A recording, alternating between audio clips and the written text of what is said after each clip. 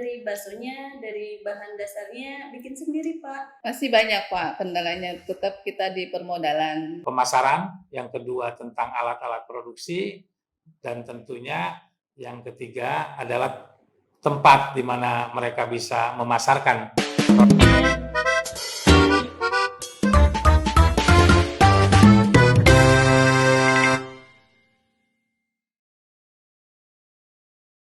Assalamualaikum warahmatullahi wabarakatuh. Waalaikumsalam warahmatullahi wabarakatuh. Pemirsa, kembali berjumpa di Catur, Cakap Tutur bersama Kang Iman Adi Nugraha.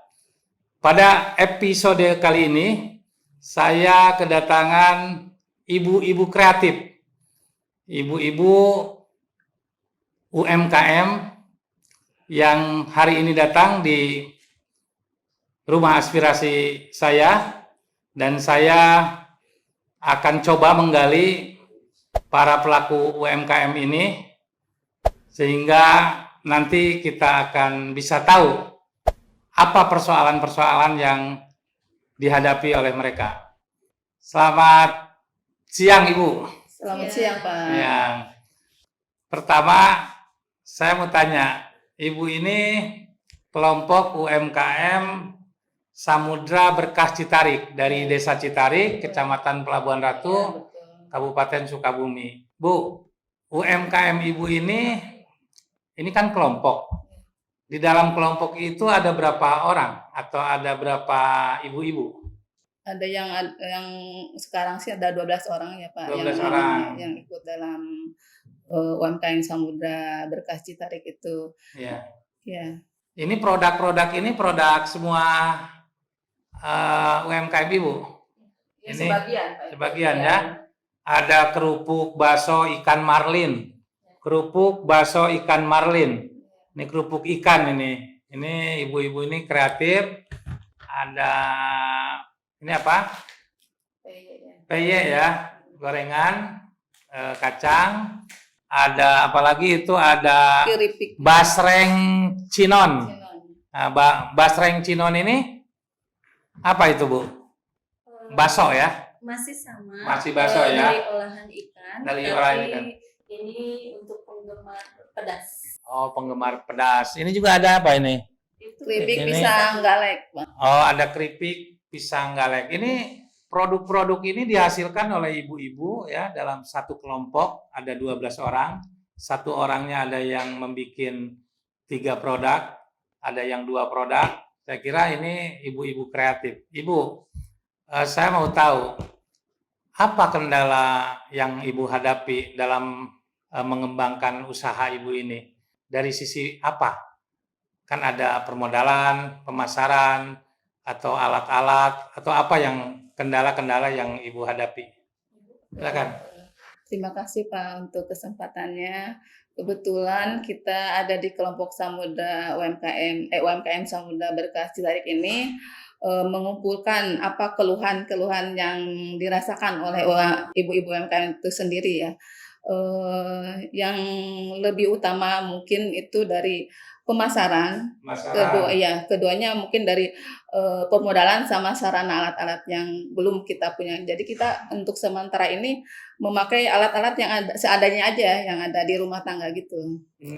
Jadi Ibu selama ini memproduksi makanan-makanan ini menggunakan alat-alat rumah tangga. Ya. Jadi tidak menggunakan alat-alat yang Dipisahkan produksi gitu.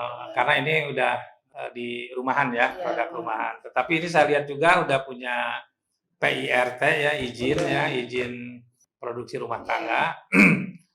Ada juga halalnya, berarti produk-produk ini juga halal.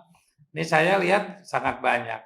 Di samping kendala pemasaran, kendala apa lagi yang mungkin Ibu hadapi dalam mengembangkan usaha Ibu ini? Kalau kendala setelah permodalan, saya rasa itu di peralatan ya, Pak ya. Ya. Jadi peralatan itu kalau kita step by step gitu ya, untuk melangkah ke ke lebih, misalkan kan kalau orderan itu awalnya 10 gitu ya, Pak ya. next 20, next 30. Kalau kita, contohnya saya mengiris basreng itu kan bakso itu Pakai manual. pisau. Itu Pisau ya. manual. Belum pakai alat Terus- cutting gitu. Terus yang ininya di sealernya juga masih manual. Kelihatan di gitu. sana. Nah, itu Ini ya. sealernya masih manual, Iya. tidak masalah sih itu juga. Cuman kan kalau produknya kita, ordernya kita udah Banyak. ada sekali-kali kita ada orderan yang memang di atas standar kita gitu. Nah, misalkan tiba-tiba kita suka ada dari olahan PPNP, dari olahan ikan itu dari PPNP Pak.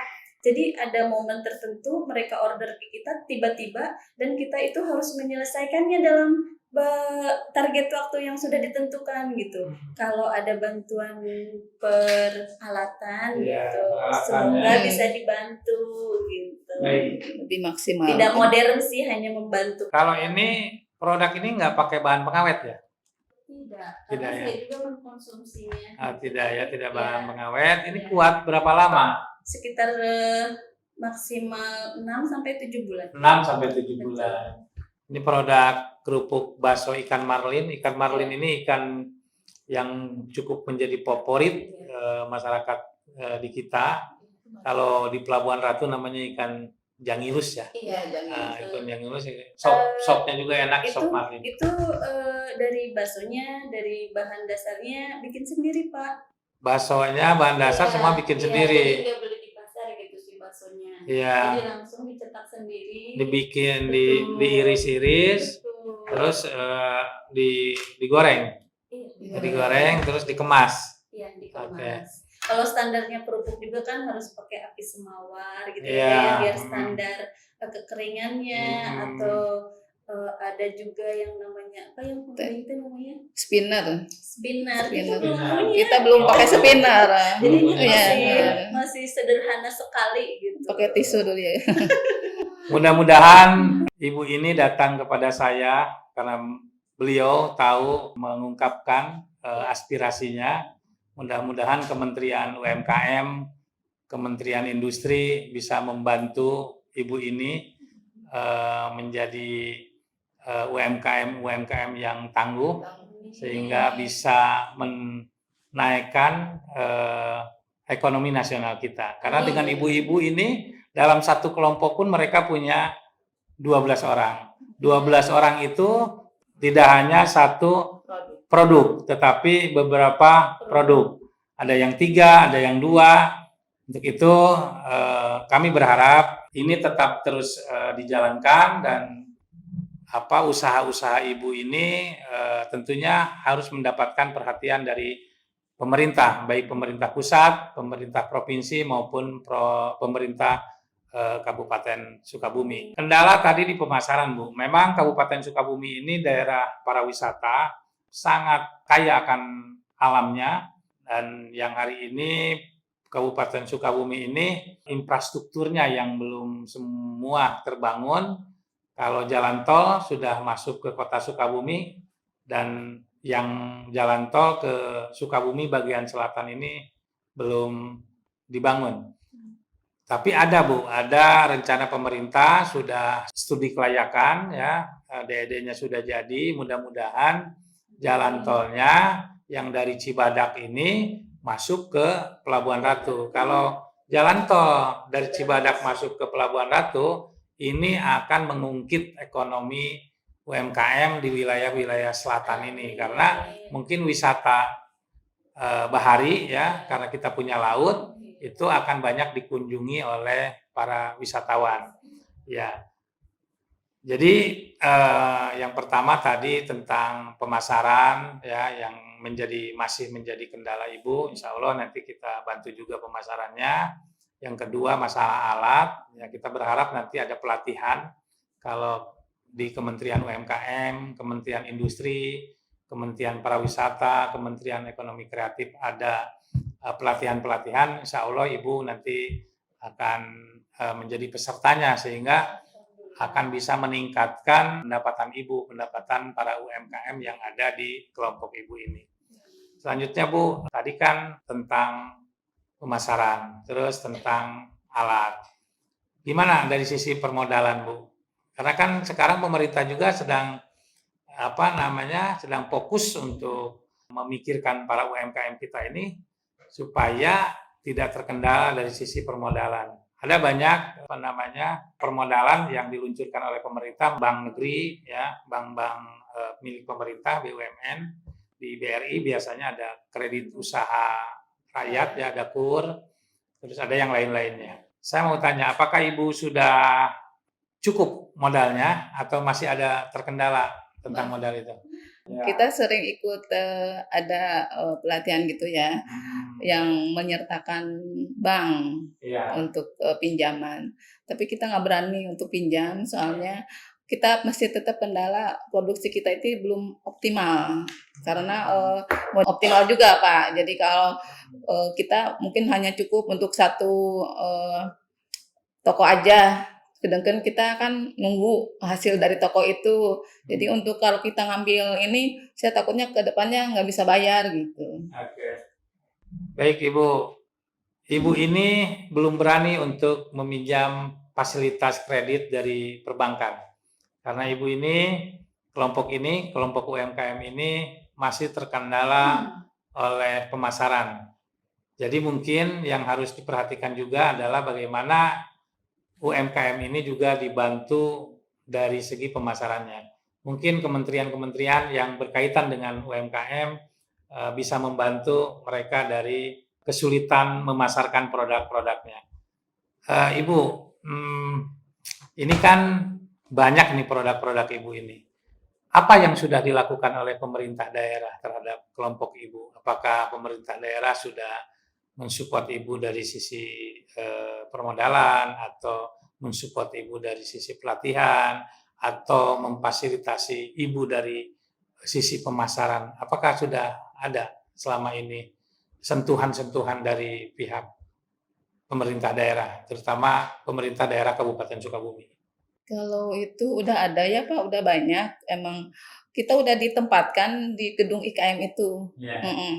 Tapi tetap kan pengunjungnya nggak ada Pak. Terus event-event juga terbatas. Kita nggak ada event tiap bulan atau tiap minggu. Kalau kita ada sepertinya di sini kan banyak kantor-kantor dinas ya Pak, pemerintahan. Kalau bisa di tiap bulan lah untuk belanja ke gedung IKM itu mungkin ada sedikit terbantu Pak. Soalnya kan itu tempat nggak strategis untuk pengunjung yang lain. Kalau untuk angkot kan mungkin itu prosesnya masih lama ya. Itu juga ada waktu ada Pak Camat pernah bilang nanti saya akan rubah jalur transportasinya gitu. Tapi ternyata sampai sekarang belum ada. Oke, jadi kendala pemasaran, pemerintah daerah Kabupaten Sukabumi sudah punya gedung, namanya gedung IKM Promosi. IKM Promosi, tetapi gedungnya tidak memungkinkan untuk dijadikan tempat pemasaran karena memang lokasinya yang jarang dilalui oleh kendaraan umum ya, para konsumen ya. Nah, ini juga menjadi kendala. Jadi harusnya mereka difasilitasi di tempat-tempat yang memang banyak dikunjungi oleh orang sehingga konsumennya bisa datang kapan aja.